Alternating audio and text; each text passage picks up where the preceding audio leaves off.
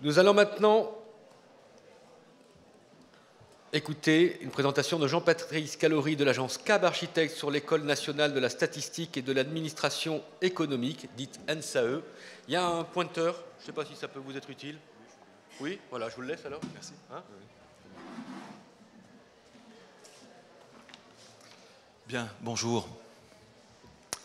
Donc nous, agence CAB, Habitat Azimi, Marc Bottineau et moi-même, nous nous trouvons face à la lisière, face au bois, sur ce grand plateau, donc un espace immense, implacablement horizontal, pas de contraintes, pas d'accroche, pas d'aspérité.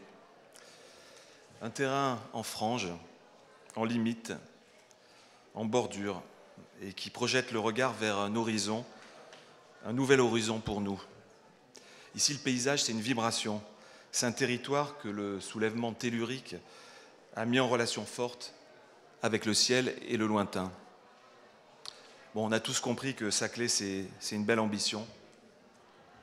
Créer un cluster, un morceau de ville, des petites densités coagulées dans un grand site naturaliste, domestiqué.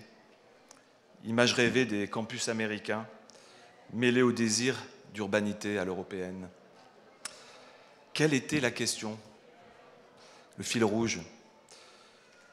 Nous, ce qui nous intéressait, c'était d'identifier le rapport étroit, ténu, subtil, qu'une structure peut entretenir avec un site, un paysage.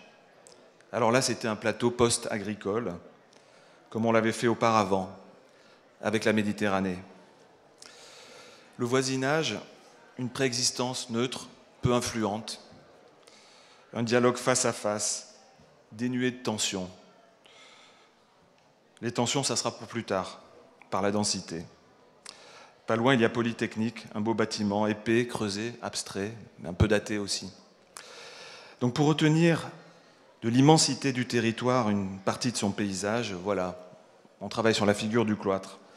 Un bâtiment non orienté, générique, mais aussi spécifique, où l'on cerne, on délimite un vide. On n'a pas été les seuls d'ailleurs. On clôt un petit vide dans le grand vide tout autour. Finalement, ça devient un îlot-objet, forme finie et non finie, concrète, abstraite.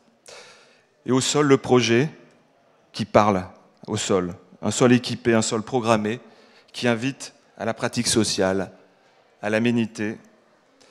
On crée cette diagonale au sol. Donc c'est un cloître traversé, où l'on dispose des espaces ouverts à tous, la cafétéria, les amphis, le hall, les programmes ouverts. Dans ce socle contextuel, amical et urbain, pas de clôture, conforme aux ambitions paysagères. On traverse l'Ensae, jour et nuit, par le cœur, le jardin, les galeries couvertes.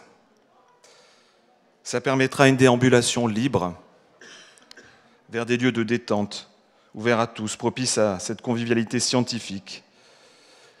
Porosité de l'espace, bon, c'est un mot à la mode.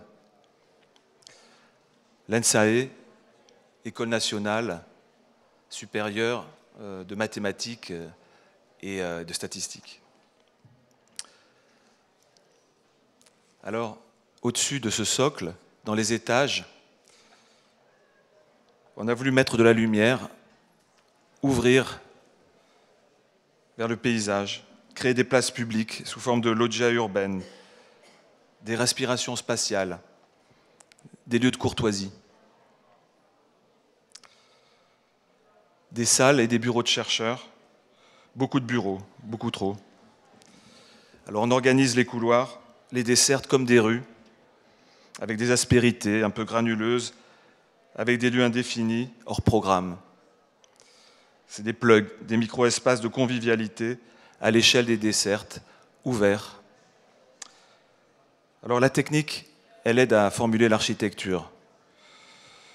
L'exostructure libère les plateaux et donne la règle. Des profils en H, des poutres PRS qui franchissent de façade à façade. Voilà.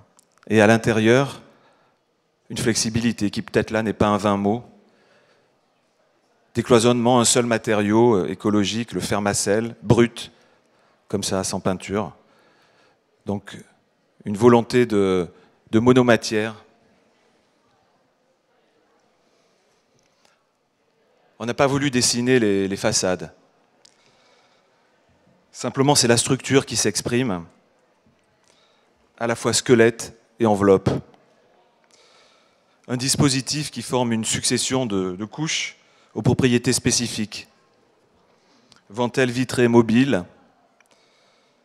façade rideau, totale transparence, pour faire entrer le paysage. Et à l'intérieur du cloître, une réponse adaptée, qui, elle, préserve, au contraire, l'intimité à claire-voie. Cette grille, elle accepte tout. Une grille dispositif, donc, qui règle les usages, la vie de chaque salle ou de bureau, la monomatière. Cette géométrie, elle ordonne, elle gère l'architecture et l'ingénierie aussi. Elle pousse l'objet à la non-singularité. L'immobilité, le statique, peuvent entrer en résonance avec cette vibration que nous avions ressentie. Ça nous a fait penser un peu au travail de Gerhard Richter. Et donc le projet, compact, tendu, il tisse sa toile dans les 3 dimensions. Bon, on a aussi pensé à Miss ou à Sol Lewitt, dans ce grand mécano assemblé précisément, on l'espère. On perçoit le cœur de cet îlot, un îlot-objet, où la figure structure ménage des plans séquences.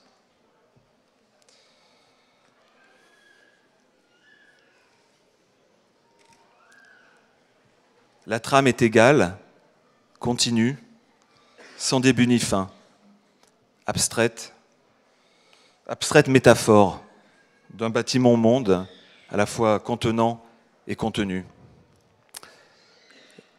Le chantier commence, l'aventure continue, avec Antoine Netto, Christophe Wilk et Cécile Jalby qui vont nous aider à y arriver.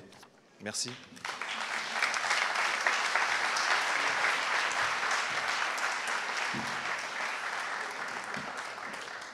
Merci beaucoup.